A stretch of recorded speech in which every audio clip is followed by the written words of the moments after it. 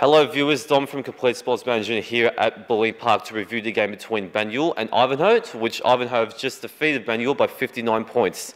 I'm here with the victorious Ivanhoe coach Rick.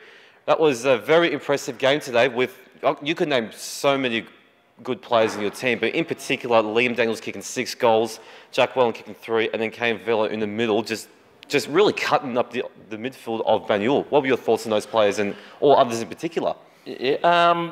Yeah, Liam had a good game, kicked 6, give a couple away, so yeah, he had a good day. He's just come back from stress fracture of his feet, which is good, so he's starting to find some form. Jack was good today, very creative.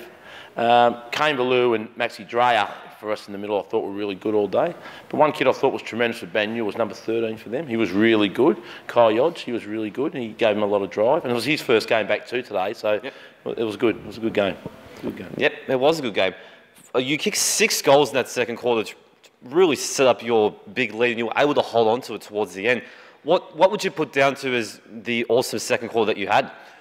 Oh, we worked very hard on our structures, which we got right, our defensive structures, and if they work and our midfield are up and about, it gives us the ability to move the ball quick. And when we move the ball quick with tall key forwards, it gives us the best opportunity, and that's what we did really well in the second quarter.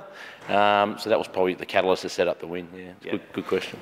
Towards the end of that game, particularly the last 10 minutes of that last quarter, it did get really dark for the players, and particularly with the red ball, it makes it even harder, even with no lights on. Yep.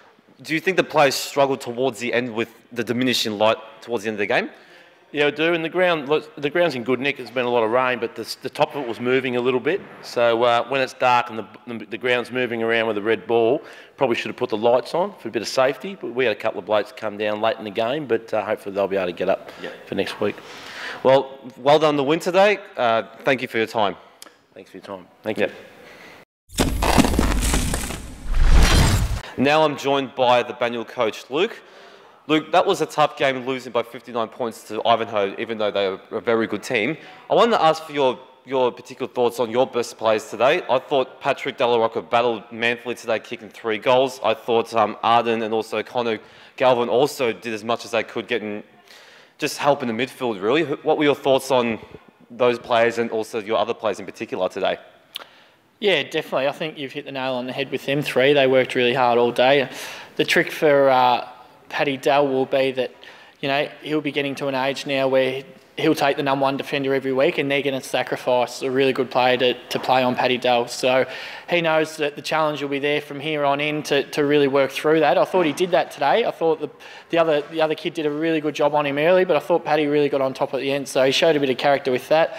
The midfield, like Connor and Artie, were quite good in the second half. I thought they got beat pretty convincingly early. I think it's important that we make them aware of that, and then that way they can learn what went wrong and then improve from there. But definitely in the second half, I thought they worked their way into the game pretty well. Yeah, you mentioned the second half there. The first half you guys struggled on early. What would you put down to your slow start to the game? Look, I think it's really important to treat every game on its merits. I reckon they were actually really good early. I thought it was nearly a matter of we bumped into a really good team in really good form, and I think even their coach would back that up. I think their coach I'd be shocked if he didn't say that's the best they've played all year. So we nearly just had to weather that storm for a little bit and then just get a little bit more composure. We felt that early on in the game, the amount of pressure they applied, we felt rattled every time we got it. We couldn't win any clean footy, but I reckon the game freed up a little bit in the third quarter and we gradually got our way back on top.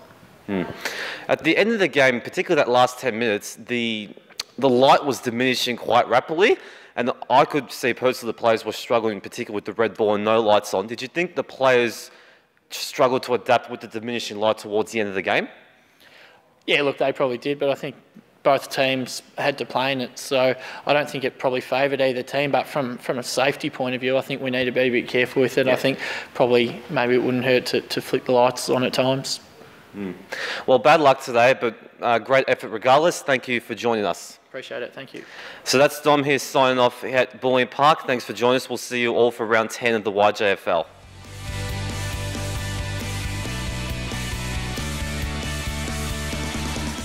This has been another Complete Sports Management production.